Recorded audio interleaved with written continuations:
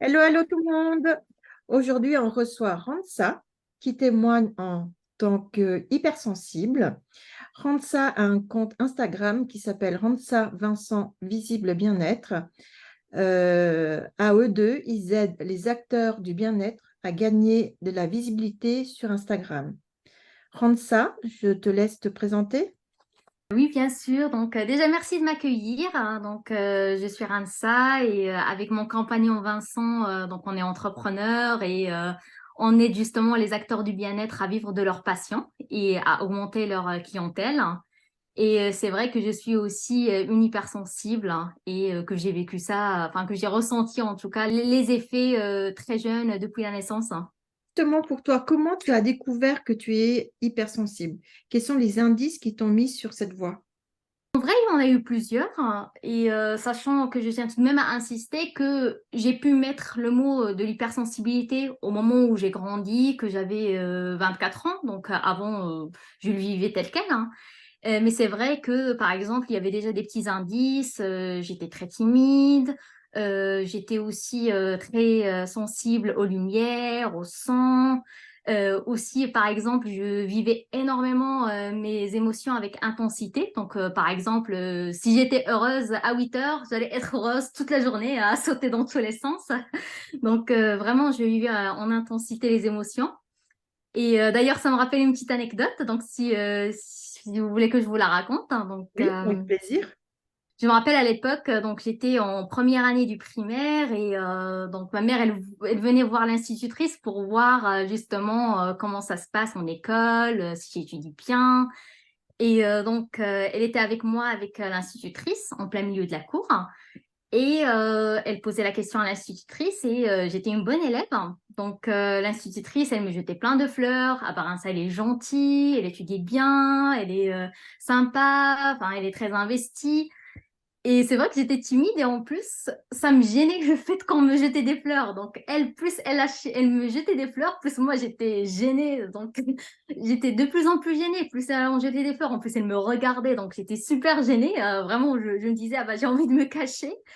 Et ce qui s'est passé, c'est que elle me jetait des fleurs, des fleurs, des fleurs. Et ma mère, elle était devant moi. Donc, moi, j'étais derrière ma mère. Et donc, ma mère, elle était habillée avec un joli chemisier, avec une jupe un peu large. Et je sais pas ce qui s'est passé dans ma tête, mais à un moment, j'étais tellement gênée que je me suis dit, je voulais me cacher. J'ai tiré la jupe de ma mère. C'était la gêne. Je sais pas pourquoi j'ai fait ça, je voulais me cacher. Et il y a eu un moment d'incompréhension, c'est-à-dire la sustrate, elle n'a rien compris. Puis après, d'un coup, elle a rigolé énormément. Et il y a eu des enfants derrière. Ah bah, la dame, elle a plus de jupe. Il criait derrière. Et ma mère, elle est passée par toutes les émotions au début. Elle n'a rien compris. Mais qu'est-ce qui se passe? Mais pourquoi elle fait ça? Puis après, elle a levé sa jupe et elle m'avait, sur le coup, elle n'avait rien compris. Et elle me dit, c'est bon, on doit partir. Et bon, à la fin, j'en avais parlé à ma mère. Je lui ai dit, j'étais trop gênée. Mais c'est vrai qu'elle avait rien compris, hein. Enfin, vu qu'en plus, elle n'est pas hypersensible. Donc, et moi, je ne savais pas que c'était de l'hypersensibilité. Donc bref, c'était plusieurs petits signes comme ça. Pareil, j'étais introvertie, j'étais toujours dans mes rêves, très rêveuse. Je détestais, et je déteste toujours les conflits je suis investie à 100% si c'est quelque chose d'injuste, si quelqu'un il subit une injustice. Donc en vrai, j'ai eu toujours ces petits signaux pour me montrer que j'étais hypersensible, mais je comprenais pas pourquoi, hein. Je ne mettais pas de mots dessus. Et c'était vers mes 24 ans où j'avais une copine où on se ressemblait énormément et qu'elle m'avait dit ah bah toi aussi t'es hypersensible comme moi et du coup moi je me disais c'est quoi ça, de quoi elle me parle. Et justement en recherchant à chaque fois que je lisais quelque chose sur l'hypersensibilité je me dis ah bah ça c'est moi, ah bah ça c'est moi, ah bah ça c'est moi. Puis après enfin du coup j'ai compris que c'était l'hypersensibilité. Génial justement de découvrir au fur et à mesure, en étant adulte, qu'on est hypersensible. Et ça met aussi un mot en... Et se dire que bah, finalement, je comprends tout d'un coup, tout devient clair. Pourquoi justement les émotions que tu ressens sont beaucoup plus intenses que la moyenne, que les gens qui sont, on va dire, je ne peux pas dire normaux, mais qui ne sont pas hypersensibles. Et ce que tu ressens toi, c'est peut-être puissance 10, puissance 100. Peut-être la joie, c'est puissance 10, puissance 100. La tristesse, c'est idem. Et donc, c'est vrai que les gens, quand ils ne comprennent pas, ils se disent, mais pourquoi t'es susceptible ou pourquoi tu pleures pour un petit truc comme ça, si c'est pas grave. Mais toi, dans ton cœur, ce que tu ressens, c'est le drame, en fait. C'est le monde s'écroule, c'est tout à fait ça. Exactement. Et justement, pour toi, quels sont tes principaux défis dans la vie quotidienne en étant hypersensible? Aujourd'hui, j'ai justement en apprenant sur l'hypersensibilité, j'ai tout de même réussi à atténuer certains effets, hein, donc surtout par rapport aux émotions. Mais en tout cas, le défi que j'ai toujours aujourd'hui, hein, c'est sur l'aspect l'hypersensibilité au bruit, au son, ou par exemple, s'il y a énormément de monde autour de moi, je sais que par exemple, ça draine mon énergie, ou que parfois il suffit juste qu'il y ait un petit bruit que je vais pas réussir à dormir. Et d'ailleurs, pareil, ça me rappelle une petite anecdote, hein, enfin, que je pourrais vous raconter. Oui, Donc, c'était quand j'étais petite, enfin pareil, j'étais très hypersensible au bruit, donc il fallait juste un petit bruit pour me réveiller. Et donc, j'ai une sœur où on est très proches en termes d'âge. Et comme vous le savez, quand on est petit, on est toujours en mode chamaille, dispute entre frères et sœurs. Et avec ma sœur, on s'amusait toujours à se piquer les affaires. Donc, par exemple, j'allais lui piquer son feutre à paillettes, elle allait me piquer mes autocollants. Donc, c'était toujours comme ça. Et une fois, on avait voyagé ensemble et en rentrant, donc avec mes parents, avec ma sœur et moi, donc en voiture, j'étais tellement fatiguée, enfin vu que la nuit dernière justement il y avait trop de bruit et que j'ai pas pu dormir, hein, au point que dans la voiture je me suis endormie. Et donc avant ça, ma mère, donc avant qu'on prenne le trajet, elle nous avait donné un petit donut chacun. Ma sœur, elle était super gourmande, elle l'a mangé directement. Et du coup, moi, comme j'avais faim, je l'avais pas pris, je l'avais mis autour de mon doigt, donc le mini donut. Et je dormais, et vraiment, ma sœur, elle est super rusée, super maligne. Elle a attendu que je dorme pour essayer de me piquer mon donut. Sauf qu'elle m'a touchée, et moi, j'étais hyper sensible. Donc, je me suis réveillée, donc je l'ai pris en flagrant délit, et direct, de elle a vol, arrêté. de tentative de vol. Bon, après, elle a eu de la chance parce que bon, j'avais crié et puis après, ma mère, elle lui avait offert un donuts aussi, donc elle en a eu deux et moi qu'un seul. Et après, ma sœur, elle a voulu refaire la même chose, donc elle a attendu que je redorme pour me piquer une deuxième fois mon donut. Puis après, j'ai refait la même chose et ma mère, elle a compris le piège de ma sœur. Elle lui a dit non, cette fois, tu m'auras plus. Mais c'est vrai que oui, le défi principal, c'est ce côté très sensible au bruit, justement au son. Pour tout ce qui est émotion, j'ai réussi à apprendre comment bien les gérer. Pareil, donc pour le côté introverti, j'ai commencé à le dépasser avec le temps, hein. Donc pareil, parce qu'on apprend aussi à comment vivre notre hypersensibilité, comment la transformer en un cadeau au lieu de la vivre comme un fardeau. Et je dirais aussi, bon, le côté rêveuse, ça m'aide aussi parce que aujourd'hui je le développe plus en tant que créativité et ça m'aide dans mon activité au quotidien. Oui, ça c'est génial. Côté créativité, Mm. c'est c'est sans limite.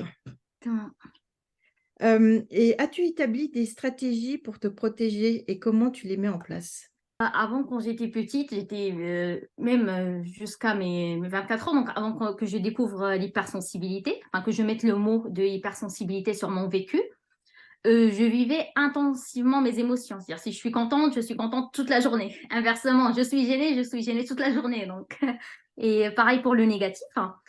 Et justement, en me renseignant sur l'hypersensibilité, j'ai commencé à mettre en place des outils, des routines pour mieux vivre mes émotions.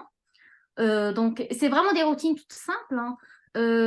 Justement, la nature, ça m'aide beaucoup. C'est-à-dire que même à l'époque où je vivais à Paris, je sortais à un petit parc le matin avant d'aller au travail, juste pour me recharger ou en fin de journée pour un peu dégager tout le négatif, hein, et me sentir bien parce que vraiment, ça permet de recharger d'un point de vue énergétique, hein.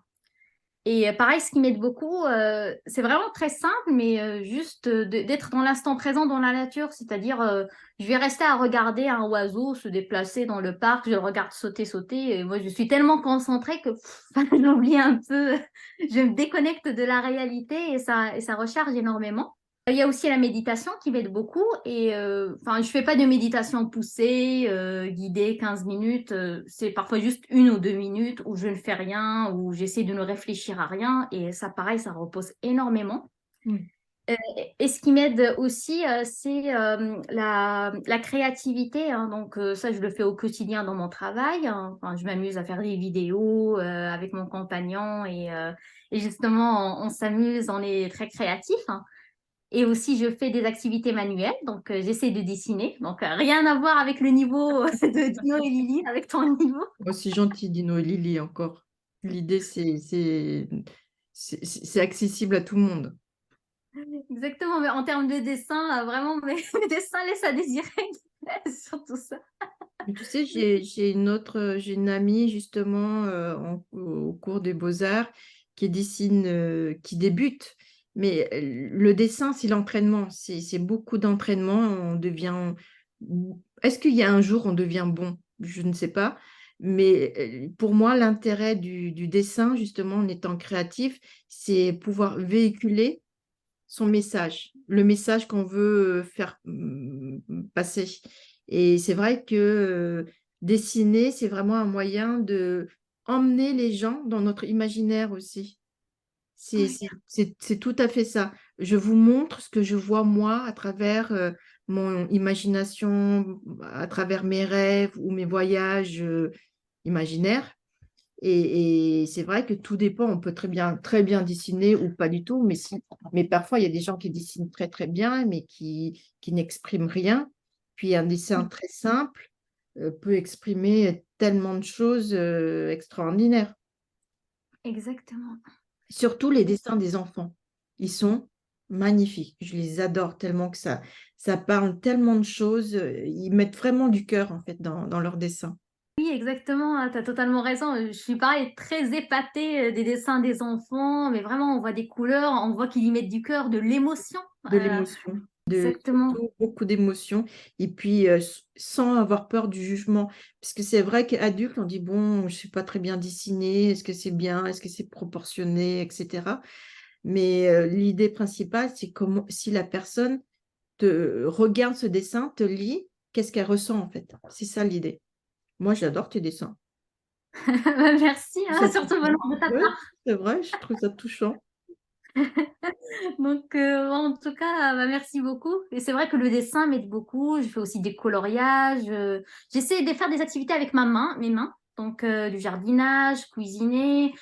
Parfois, avec mon copain, on s'amusait à faire des bonhommes avec la pâte à modeler, hein. C'est vraiment des activités d'enfant, mais je me rends compte, mais ça nous permet de nous ancrer, de se sentir bien et de réguler nos émotions aussi.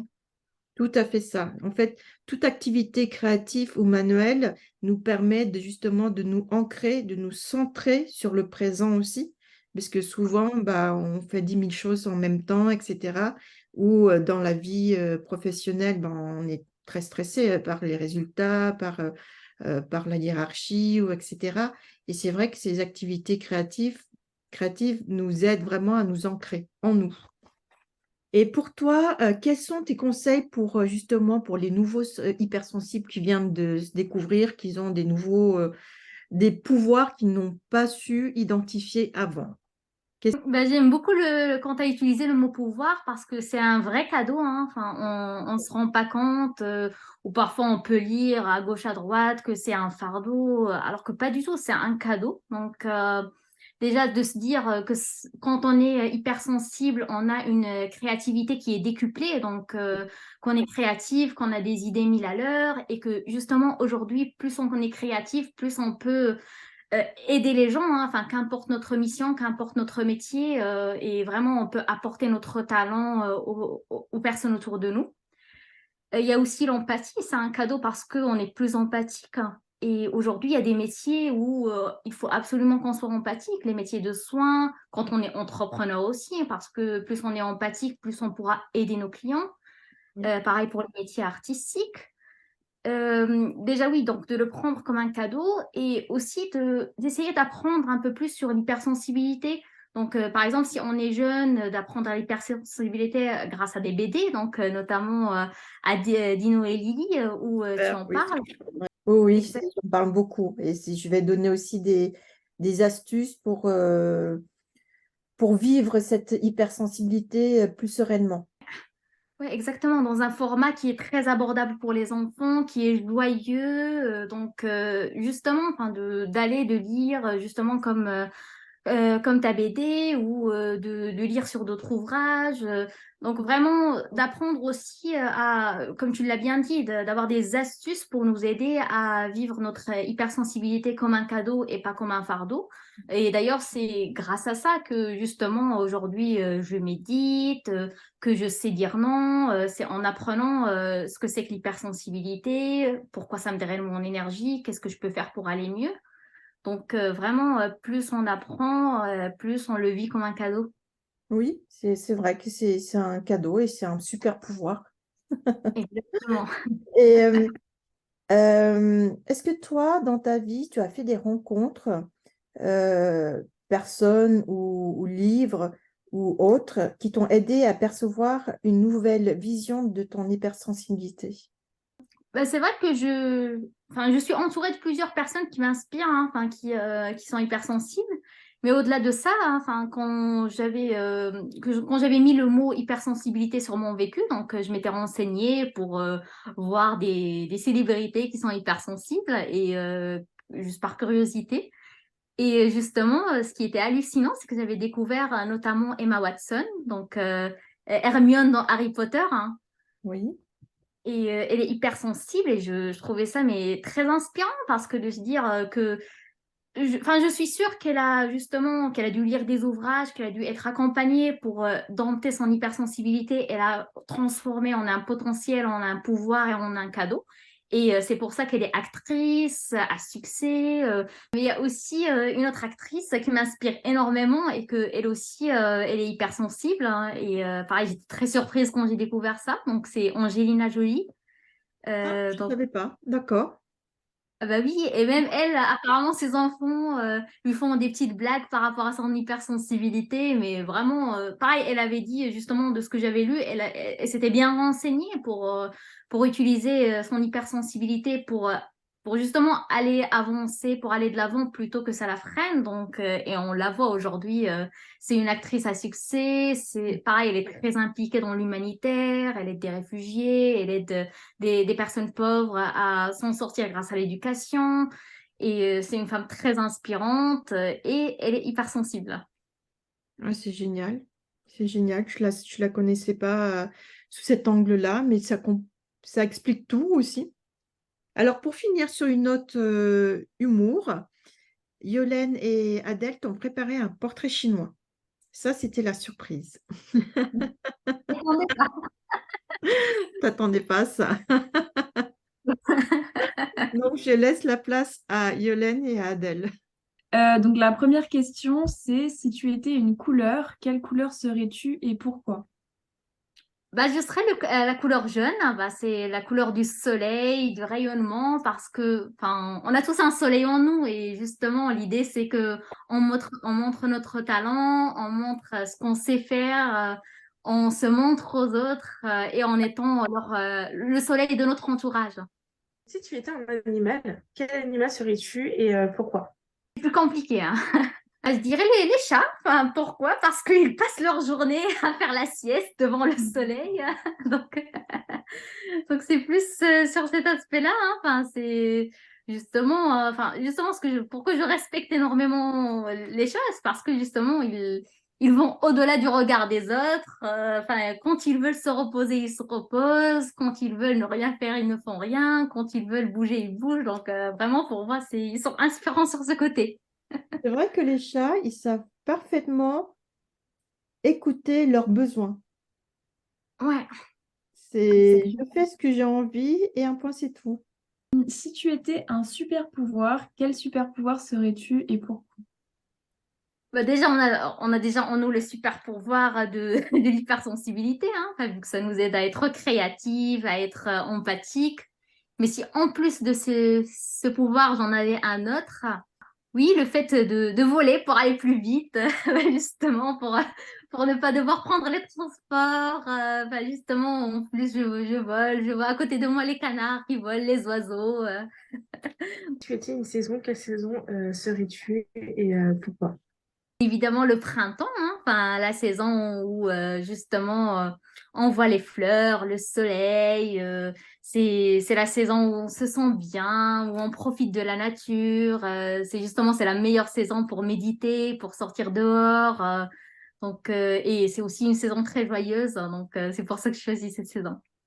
Si tu étais une chanson, quelle chanson serais-tu et pourquoi? Je réponds spontanée, vraiment. Pour être très spontanée, la chanson, le son en tout cas auquel je pense là tout de suite, c'est le son des anniversaires, donc le son de la fête. Enfin, vu que justement, comme on est plongé là dans ces discussions un peu joyeuses sur l'enfance notamment, je sais pas pourquoi je pense au chant des anniversaires, et qu'en plus ça me rappelle des souvenirs. Donc oui, je pense plus à ça. Si tu étais un livre, quel livre serais-tu et pourquoi? Le livre justement de Harry Potter, hein, vu que déjà que l'écrivaine c'est une femme très inspirante et d'autant plus que comme je vous ai dit, il y a Emma Watson, hein, qui est une femme très inspirante, qui est en plus hyper sensible et qu'elle a donné vie au personnage d'Hermione et qu'en plus qu'elle nous a fait rêver durant toute la saga.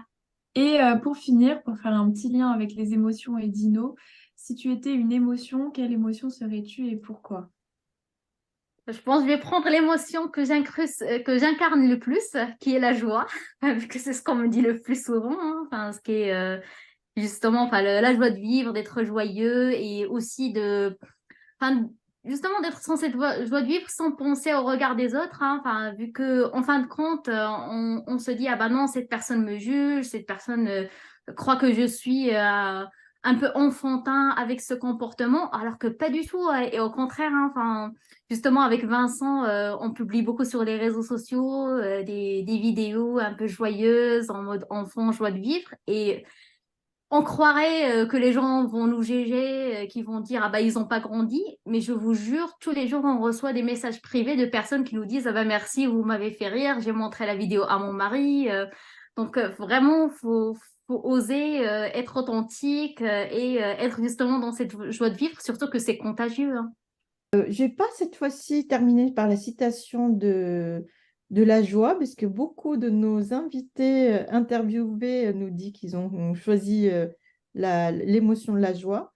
Moi, je choisis aujourd'hui plutôt le bonheur, Ok. heureux, parce que je trouve que tu l'incarnes parfaitement. Donc, le seul bonheur qu'on a vient du bonheur qu'on donne. Et je trouve que justement, ça te ressemble parfaitement. Tu as un petit rayon de soleil, tu es pétillante. À chaque fois, tu as le sourire, tu es bienveillante, tu es aimante, tu es généreuse. Donc, merci beaucoup, Hansa. Je sais que les compliments peuvent te mettre mal à l'aise. Voilà, c'est pas dit, je vais pas tirer, hein, comme avant. Mais ça a été une interview super sympa. On sent toute la générosité qu'il y a en toi, la volonté aussi d'aider avec ton dynamisme et puis ta hypersensibilité, justement. Et tu nous fais vraiment rigoler, sourire. Tu nous détends tout de suite. Tu as une très belle énergie. Donc, merci encore. Merci beaucoup, ça me touche énormément et vraiment, sincèrement, ça me touche beaucoup. Et je tenais aussi vraiment à te remercier par rapport justement au projet à la BD de Dino et Lily parce que aujourd'hui, je trouve qu'il y a très peu d'ouvrages qui vulgarisent justement l'hypersensibilité pour les enfants, pour les jeunes, et surtout qui la vulgarisent d'une manière joyeuse, vu que souvent ce qu'on trouve malheureusement, c'est plus des textes soit sérieux, ce qui est normal, ou parfois qu'ils le vulgarisent en mode fardeau, alors que non, c'est pas un fardeau, c'est vraiment un pouvoir. Et en plus, tu as choisi des personnages tout adorables pour incarner la BD. Donc, Donc vraiment, justement, si vous écoutez notre vidéo, n'hésitez surtout pas à aller découvrir la BD. Vraiment, vos enfants vont adorer. Et aussi à la découvrir si, par exemple, vos enfants, ils ont des copains hypersensibles et c'est en les sensibilisant que eux-mêmes, ils vont transmettre un message d'amour en classe, aux copains, aux copines et que tout le monde sera heureux. Merci Ramsa. C'est vrai que cette BD s'adresse en partie pour les hypersensibles, mais ça s'adresse aussi à tous les enfants, parce que ça permettrait aussi aux autres enfants qui ne sont pas hypersensibles de comprendre son copain ou sa copine de classe ou camarade, etc., ou un membre de la famille qui est hypersensible. Et c'est une BD qui va se lire très facilement, et c'est vrai que c'est sous l'humour. Donc beaucoup d'humour. C'est peps, il y a plein de couleurs, puisque je ne respecte pas du tout les codes des beaux-arts. Je fais les couleurs que j'ai envie, puisque c'est vrai qu'il y a des codes, etc., quand on fait une BD. Mais aujourd'hui, je me suis dit, mais la vie, c'est aussi vivre comme on a envie et pas vivre selon des codes qui ont été écrits depuis un moment. Et donc, on évolue aussi. On évolue avec le temps, on évolue dans l'ère digitale, etc. Donc, il faut faire avec son temps, avec son temps. Voilà. Exactement. Merci beaucoup, Hansa. Bah, j'ai Avec très hâte de te suivre. De toute façon, je te suis sur Instagram et puis je continue à partager, à liker, à rigoler avec vos vidéos. Et puis parfois, parfois, très souvent, j'écoute vos conseils. Merci beaucoup. Et pareil, moi de mon côté, je continue à suivre les aventures de Dino et Lily. Oui, Et bah, du coup, hâte de voir la suite. avec Yolène et justement avec l'aide de Adèle et Yolène, elles sont là pour 2 mois et elles m'aident énormément. On va voir plein de choses, on va voir des publications, des interviews, on a des stop motion. Elles vont vraiment dynamiser mon compte Instagram et ça, c'est génial. Ouais, C'est c'est leur belle génial. énergie qu'elles m'aident, qu'elles m'apportent.